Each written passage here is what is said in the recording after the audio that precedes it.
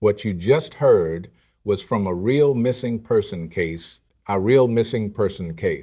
victim's last message. Today, let's talk about this case known as Japan's most mysterious disappearance. The story took place on the 22nd of July, 1989, involving two young people working in Tokyo. They planned to hike Mount Asahi in Hokkaido. This is a famous tourist spot in Hokkaido. Mount Asahi stands at 2,291 meters, the highest peak in this mountain range. Although not very tall, it offers beautiful scenery and is rich with hot springs. It's a paradise for skiing enthusiasts and hiking lovers. When the two arrived in Hokkaido, it was already evening, so they stayed at a hot spring inn at the foot of the mountain, planning to set off the next day. The climbing date reached the 23rd of July. After the two made simple preparations, they began to head toward the summit. But not long after they set out, a heavy rainstorm broke out in the mountains. Many climbers who had planned to ascend that day gradually returned to the inns, but the hot spring inn owner still hadn't seen the two young people return. The owner waited until after 6 p.m. without seeing them, and then called the police. Due to the bad weather and darkness, the police could only start the search the next day. Early on the 24th, the police dispatched a helicopter to search,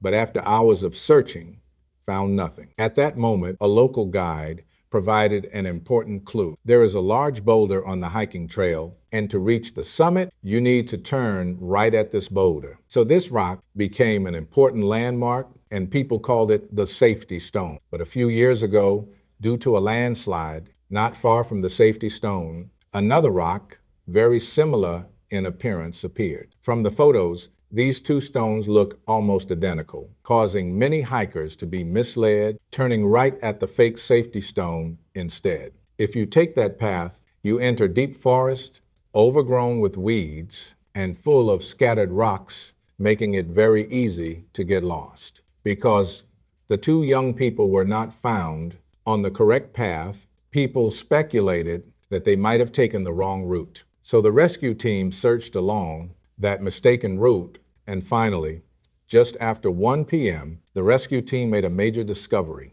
It was in a clearing deep in the forest. Someone used colloquial language to create a huge SOS distress signal. Everyone thought this must be a help signal sent out by those two young people. So they immediately dispatched ground rescue teams to conduct focused searches in the surrounding area. Finally, around 3 p.m., they found the two exhausted young people in a nearby cave. Fortunately, their physical condition was not serious. The rescue team then took them onto a helicopter and began the return trip. On the way back, the two young people gradually regained their spirits. They expressed their gratitude to the rescue team. The rescuers said the people they should thank the most are the inn's owner, because he reported the situation immediately. Next, they should thank themselves. The two young people were confused, asking why they should thank themselves. The rescue team said, if it weren't for you, setting up the SOS distress signal in such a vast mountainous area, finding you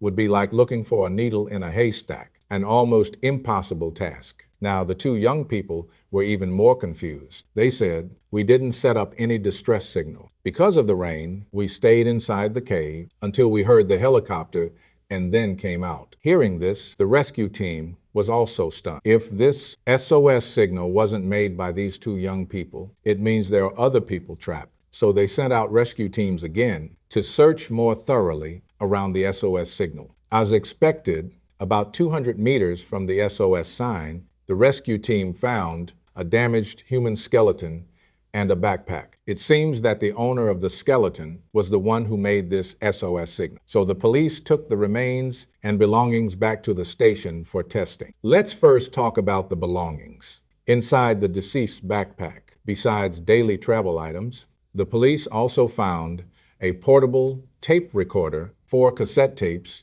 and a comic book. There was nothing directly revealing the deceased's identity. So the police could only place their hopes on the results of the follow-up investigation.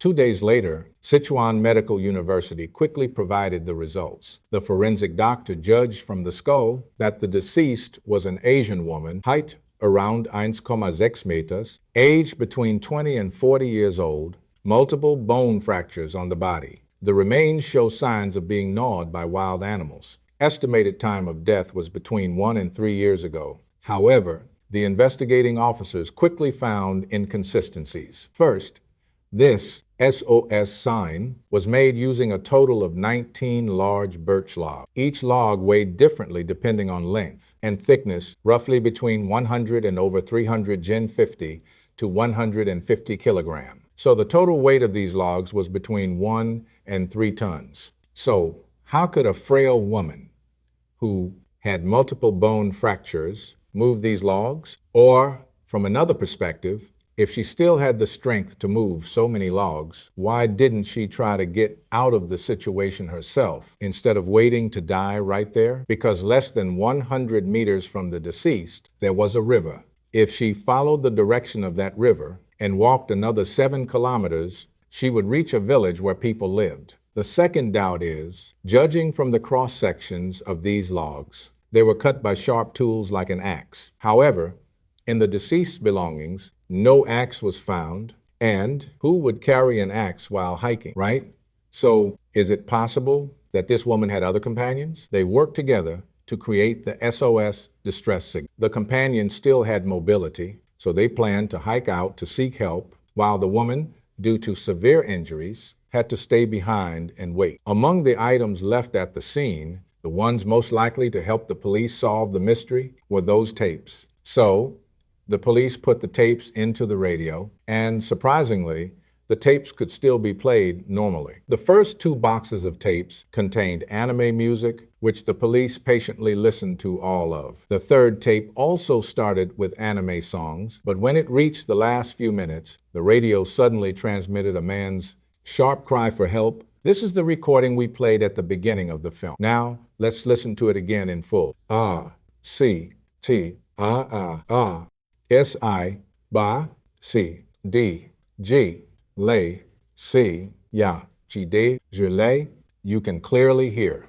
The man is shouting every single word. The police believe the reason for doing this, might have been to record the cries for help while he still had strength, so the distress calls could be captured. That way, the tape could be played repeatedly because he was already very weak at the time, unable to keep calling for help continuously. Using this method, he could send out a continuous SOS signal. This was actually a very clever approach, but there is a contradiction here. As we just said, the police suspect there was more than one victim, and the voice on the recorder is a male's, which seems to support the police's guess. But strangely, the man's words do not indicate that there are others with him. Notice, he says, "Save me, not save us." This mysterious case caught the interest of a Japanese journalist named Yuko Mitsuwaki. He planned to go alone to the location where the SOS sign was to see if he could find some clues the police missed. After searching around, Yuko Mitsuwaki unexpectedly found new physical evidence. About 500 meters north of the SOS sign, he discovered a large hole covered with leaves and branches. After moving them aside, he found 2 cameras, a notebook, and most importantly, and the most important item, an ID card with the name clearly printed as Kenji Iwamura. The summer, 5 years ago, traveled alone to Mount Asahi. At that time, he stayed in a small inn at the foot of the mountain. One day, he told the innkeeper that he planned to hike alone, but the innkeeper warned him there was a rainstorm alert that day and advised him to postpone his trip. However, he ignored the innkeeper's kindness, but he ignored his boss's kindness and still set off alone on his journey. I'm sure everyone can guess what happened next. He never returned to the lodge after setting out. Later, the police even deployed a helicopter to search, but they couldn't find him. From the recorder's message, he did see the rescue helicopter, but unfortunately,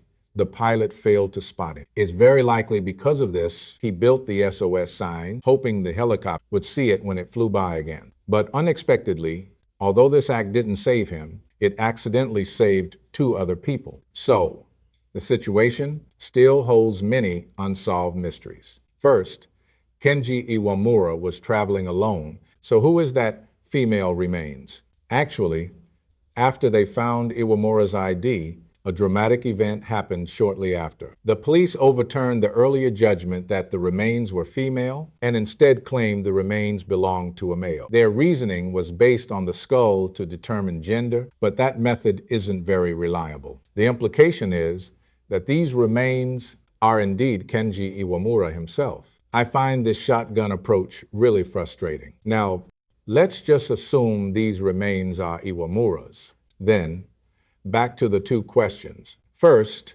he was alone and in very weak condition, yet he built the SOS sign. Being in such poor physical state, building such a sign would be extremely difficult. Someone calculated that if a person wanted to build such a sign, including chopping wood and moving the logs, even a healthy person would need at least 2 days. From the condition of the remains and the recording, we can conclude that Iwamura was already in very bad shape at that time. The other question is, where was the axe? Obviously, for a one-day hiking trip, an axe isn't a necessary tool. Neither the crime scene nor the hotel owner mentioned that Iwamura was carrying anything like that. But the police believe the existing evidence is enough to close the case. So they found Iwamura's parents, and after the parents' identification, they confirmed the backpack definitely belonged to Iwamura. Then, the police had them listen to the recordings, but the parents said they couldn't recognize the voice.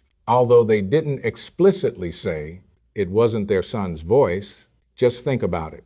If it was the voice of your closest person, could you not tell? So being unable to recognize it basically amounts to denying that voice. It belongs to Iwamura. But even under these circumstances, the police still insisted on closing the case by stating the victim was Iwamura. Discussions about this mysterious case, it has also never been interrupted. Here, I will introduce two explanations that are more widely accepted by the public. One is that Yamamura encountered a companion during his climb, but Yamamura disappeared 5 years ago, so they traveled together, but they took a wrong path near the fake safe stone. During the hike, Iwamura even broke 2 bones, and they struggled all the way to the river, but Iwamura could no longer walk. So the companion recorded a distress call and gave the recorder to Iwamura, asking him to play the recording for anyone passing by to hear. Help.